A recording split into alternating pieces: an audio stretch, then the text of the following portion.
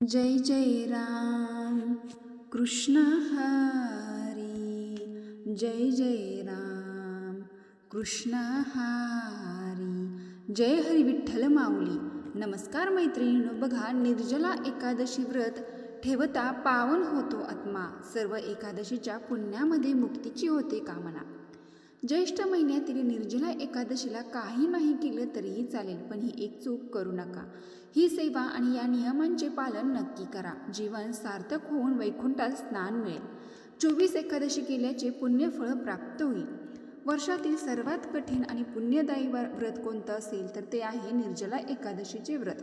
निर्जला एकादशी ही वर्षातील सर्वात प्रमुख एकादशी तिथी मानली जाते. यावर्षी निर्जला एकादशी 25 जूनला आहे, तर या दिवशी संपूर्ण दिवस निर्जल राहून व्रत केले जाते. म्हणजेच या दिवशी व्रत करणाऱ्या व्यक्तीने नियमानुसार पाणीसुद्धा प्यायचे नसते. अर्थात ज्याला शरीराला उपवास झेपत नाही त्यांनी मुखामध्ये जय हरी विठ्ठल या नामाचे सतत स्मरण ठेवावे. विष्णू सहस्रनाम पठण करावे किंवा ऐकावे, किंवा ओम नमो भगवते वासुदेवाय या मंत्राचा मुखामध्ये सतत जप ठेवावा. ते सुद्धा निर्जल व्रत केल्याचे पुण्यफळ प्राप्त होते. निर्जला एकादशीला हिंदू धर्मात विशेष स्थान आहे. ही ज्येष्ठ महिन्याच्या शुक्ल पक्षात एकादशी तिथीला साजरी होणारी ही एकादशी आहे. ही एकादशी वर्षातील सर्व एकादशी व्रताचे पुण्य एका व्रतात मिळवून देते, अशी विशेष आपल्या आध्यात्मिक पुराणात मान्यता आहे. या एकादशीला भीमसेनी एकादशी असे सुद्धा म्हणतात. का? कारण की पौराणिक कथेनुसार पांडवामध्ये सर्वात शक्तिशाली भीमाने मोक्षप्राप्तीसाठी हे व्रत सर्वप्रथम केले होते. तेव्हापासून त्या व्रताला भीमसेनी एकादशी म्हणून ओळखले जाते. या व्रताचे वैशिष्ट्य म्हणजे या व्रतात संपूर्ण उपवास केला जातो, म्हणजे अन्न आणि पाणी दोन्हीचा त्याग. त्यामुळे भक्तांनो भगवान श्रीहरी विष्णूंची विशेष कृपा प्राप्त होते. या दिवशी केलेले दान, विशेषतः अन्न आणि धन, घरात सुख समृद्धी आणि वैभव आणते. म्हणूनच निर्जला एकादशी दिवशी भक्तीची नव्हे तर दानधर्माचे पर्व मानले जाते. एकादशीच्या निमित्तानं आज आपण निर्जला एकादशी व्रत महात्म्य कथेचे श्रवण करणार आहोत, जे आपण शेवटपर्यंत नक्की श्रवण करावे. भक्तांनो, आजच्या विशेष व्हिडिओमध्ये आपण एक अतिशय सुंदर पौराणिक कथा पाहणार आहोत. सोबतच एकादशी दिवशी घराची गरिबी आणि आर्थिक तंगी मुळासकट उपटून टाकणारे अत्यंत नवीन गुप्त उपाय देखील पाहणार आहोत. तसेच एकादशी दिवशी या मुख्य 5 चुका करू नये. तुमच्या आयुष्याला कलाटणी देणारे काही प्रभावशाली शास्त्रोक्त गुप्त उपायविधी पाहणार आहोत. चला तर मग व्हिडिओ कुठेही स्किप न करता पौराणिक कथा थोडक्यात बघूयात. निर्जला एकादशीचे वर्णन ब्रह्मवैवर्त पुराणामध्ये श्री व्यासदेव आणि पांडुपुत्र यांच्या संवादामध्ये आढळते. एका पांडुपुत्र भीमसेन आणि आपल्या पितामह श्री व्यासदेवांना विचारले, हे पितामह, मी पाहतो की माता कुंती, द्रौपदी, तात, उत्तीर्ण, अर्जुन, नकुल आणि सहदेव सर्वजण एकादशी व्रत करतात. मला देखील उपवास करण्यास सांगतात आणि मला देखील कल्पना आहे की एकादशीसह उपवास करणे हा वेदांचा आदेश आहे. मला भूक सहन होत नाही. मी सर्व विधी नियमाप्रमाणे श्री केशवांची उपासना करेल, माझ्या सामर्थ्याप्रमाणे देखील करेल, परंतु उपवास करणे शक्य नाही. कृपया उपवास न करता एकादशी व्रत याविषयी मला सांगा. हे सर्व ऐकल्यानंतर भीमसेन श्री व्यास म्हणाले, हे भीमा, जर नरक लोकाऐवजी तुला स्वर्गामध्ये जायचे असेल तर महिन्यातील दोन्ही एकादशीचे पालन तुला करावेच लावे. अर्थात दोन्ही एकादशींना अन्नग्रहण करू नये. भीमसेन म्हणाला, वर्षामध्ये येणाऱ्या 24 एकादशींना उपवास करणे मला अशक्य आहे. अहो, दिवस रात्र उपाशी राहणे तर सोडाच, काही क्षण देखील मी भुकेला राहू शकत नाही. भूक नावाचा उदयगण माझ्या उदरामध्ये निश्चित प्रचलित आहे. त्याला शांत करण्यासाठी मला प्रचंड खावे लागते. त्यामुळे फार तर वर्षातून 1 दिवस मी उपवास करू शकेल. त्यामुळे मला योग्य अशा एका व्रताविषयी सांगा की ज्या योगे मी माझे हे जीवन आणि पुढचे जीवन मंगलमय बनवू शकेल.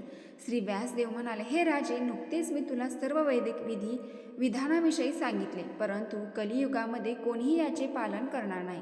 त्यामुळे अतिशय उच्च आणि सर्वांसाठी हितकारक प्रथम मी तुला सांगतो ते ऐक. हे व्रत सर्व शास्त्रांचे, पुराणांचे सार आहे. जो कोणी शुक्ल आणि कृष्ण पक्षामध्ये येणारे एकादशी व्रताचे पालन करतो त्याला नरकात जावे लागत नाही. व्यासदेवांचे ध्यान श्रवण केल्याने बलशाली भीमसेन भीतीने एखाद्या पिंपळाच्या पानाप्रमाणे थरथर कापू लागला. तो म्हणाला, हे पितामह, आता मी काय करावे? महिन्यातून 2 वेळा उपवास करण्यास पूर्णपणे असमर्थ आहे, पण मला अशा एका व्रताविषयी सांगावे की त्याच्या पालनामुळे मी सर्व व्रताचे फळ प्राप्त करू शकेल. त्यानंतर श्री वेदव्यास म्हणाले, ज्येष्ठ महिन्याच्या शुक्ल पक्षामध्ये ज्यावेळी सूर्य तूळ आणि मिथुन राशीमध्ये असतो तेव्हा येणाऱ्या एकादशीला निर्जला एकादशी असे म्हणतात. या एकादशीला या दिवशी पाणी देखील ग्रहण करू नये. या दिवशी आचमन करताना एक मोहरी बुडील इतकेच पाणी घेऊन आचमन करावे. याच्यापेक्षा जास्त पाणी पिल्यास प्रतिमान केल्याचे परिणाम प्राप्त होतात.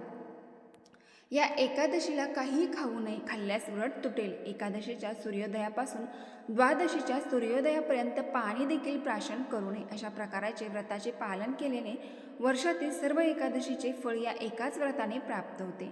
द्वादशीच्या सकाळी ब्राह्मणांना सुवर्ण आणि जलदान करून व्रत करणाऱ्यांनी आनंदाने ब्राह्मणाच्या समवेत अन्न ग्रहण करावे. हे भीमसेन, या एकादशी व्रताच्या दान मिळणाऱ्या पुण्याविषयी आता ऐक. केवळ या एकादशीच्या पालनाने वर्षातील सर्व एकादशी व्रत पालनाचे गुणधर्म प्राप्त होते. शंख, चक्र, गदा आणि पद्य धारण करणाऱ्या भगवान श्रीहरी विष्णूंनी मला सांगितले होते की जो कोणी इतर सर्व धर्माचा त्याग करून मला शरण येतो आणि निर्जला एकादशीचे पालन करतो तो मला अधिक प्रिय आहे आणि निश्चितच तो सर्वप्रथम मुक्त होतो. विधी नियमांचे पालन करून कोणीही या कलियुगामध्ये उच्च देहाची प्राप्ती करू शकत नाही, कारण या कलियुगामध्ये अनेक दोषामुळे सर्व वैदनीय दूषित होतील. हे वायुपुत्रा, कोणत्याही एकादशी अन्न ग्रहण करणे त्याग आहे, तर निर्जला एकादशीत पाणी पिणे देखील वर्ज्य आहे. या व्रताचे पालन केल्याने सर्व तीर्थस्थळाची यात्रा केल्याचे फळ प्राप्त होते आणि मृत्यूच्या वेळी भयानक यमयातनेऐवजी सुंदर विष्णू दूत त्या व्यक्तीस वैकुंठाला घेऊन जाते. एकादशीचे पालन करून जो पैसे दान करतो व त्याच्या सर्व पाप संदर्भातून मुक्त होतो. जेव्हा इतर पांडुपुत्रांनी या एकादशीविषयी ऐकले त्यावेळीपासून भीमसेनी या एकादशी व्रताचे पालन करण्यास प्रारंभ केला. त्यामुळे एकादशीचे भीमसेनी एकादशी अथवा पांडव एकादशी असे म्हणतात.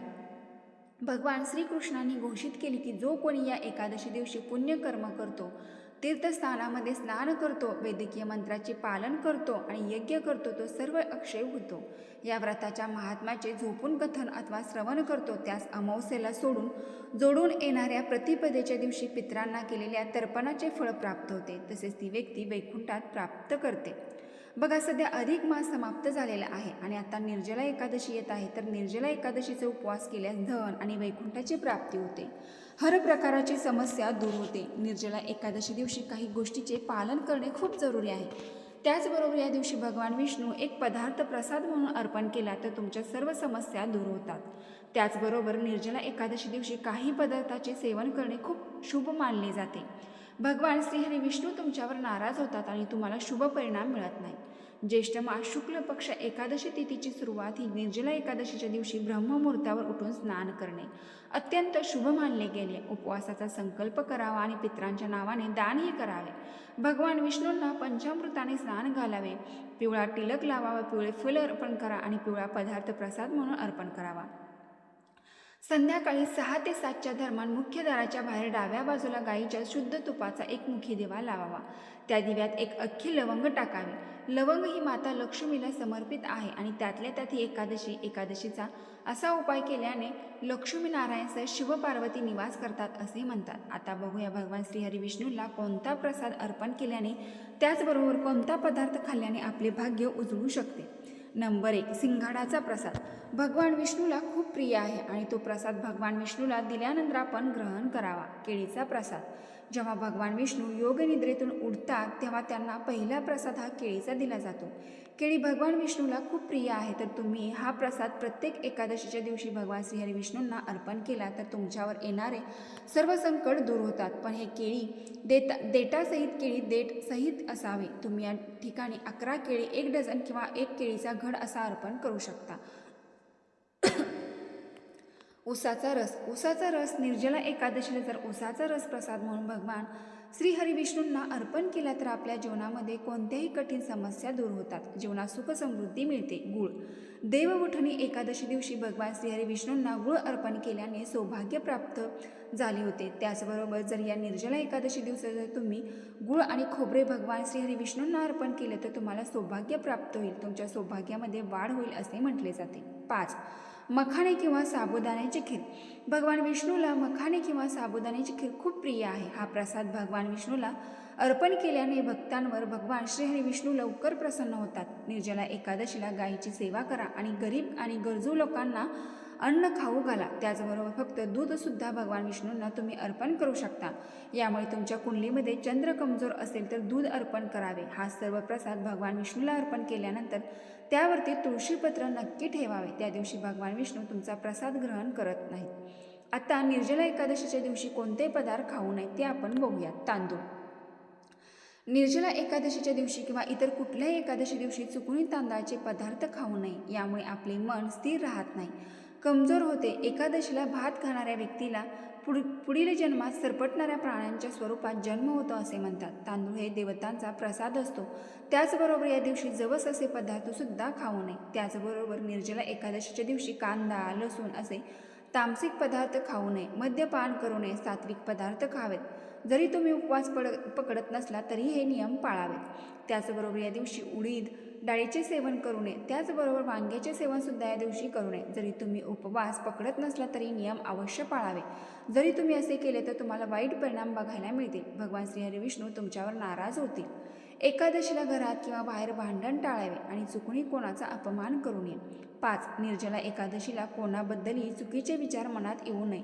तसेच कोबी, पालक इत्यादी गोष्टीचे सुद्धा सेवन करू नये. एकादशी व्रत करणाऱ्या व्यक्तीने पलंगावर झोपू नये. तसेच चुकूनही नखे किंवा केस कापू नयेत. एकादशी दिवशी कमी बोला आणि मनातल्या मनात भगवान श्रीहरी विष्णूंच्या मंत्राचा जास्तीत जास्त जप करा. ओम नमो भगवते वासुदेवाय नमः, विठ्ठल विठ्ठल रामकृष्ण हरी असे मंत्र जप करावे. तसेच लक्ष्मी स्थिर राहण्यासाठी लक्ष्मी गायत्री मंत्र 108 वेळा म्हणावा. लक्ष्मी गायत्री मंत्र पुढील प्रमाणे: ओम श्री महालक्ष्मी विद्महे विष्णुपत्नी धीमहि तन्नो दंती प्रचोदयात.